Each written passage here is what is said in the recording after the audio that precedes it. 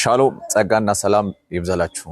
እኔ ወንድማችሁ አገልጋይ ጆን ነኝ። ዛሬ በፊታችሁ የቀረብኩት አንድ መልእክት ይዤ ነው። በዚህ መልእክት እንደምትባረኩበት እርግጠኛ ነኝ።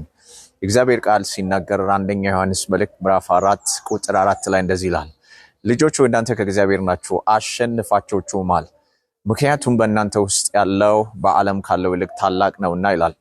ሁለት ነገሮች በጣም አስፈላጊ ናቸው። የመጀመሪያው ልጆች ሆይ እናንተ ከእግዚአብሔር ናችሁ የሚለው ሲሆን፣ ሌላኛው ደግሞ በእናንተ ውስጥ ያለው በዓለም ካለው ይልቅ ታላቅ ነው የሚለው ማለት ነው። ልብ በሉ፣ እናንተ ከእግዚአብሔር ስለተገኛችሁ፣ ምንጫችሁ እግዚአብሔር ስለሆነ፣ የእግዚአብሔርን ዘር ስለተካፈላችሁ፣ የእግዚአብሔር ማንነት ስለተካፈላችሁ እና በእናንተ ውስጥ ያለው በዓለም ካለው ይልቅ ታላቅ ስለሆነ አሸንፋችሁማል ይላል።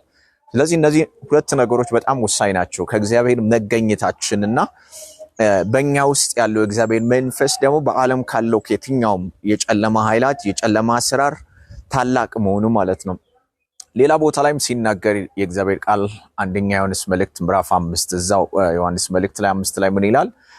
ከእግዚአብሔር የተወለደ ሁሉ ዓለምን ያሸንፋል፣ ዓለምንም የሚያሸንፈው እምነታችን ነው ይላል። አያችሁ፣ ከእግዚአብሔር የተወለደ ስል ከእግዚአብሔር የተገኘ የእግዚአብሔርን ዘር የተካፈለ የእግዚአብሔር ማንነት የተካፈለ ምን ያደርጋል? ዓለምን ያሸንፋል ይላልና እነዚህ ሁለት ነገሮች በጣም ወሳኝ ናቸው። የተካፈላችሁት ማንነትና በእናንተ ውስጥ ያለው መንፈስ ቅዱስ ለድላችሁ፣ ለስኬታችሁ፣ ለአሸናፊነታችሁ በጣም ትልቁ ሚና ይጫወታሉ።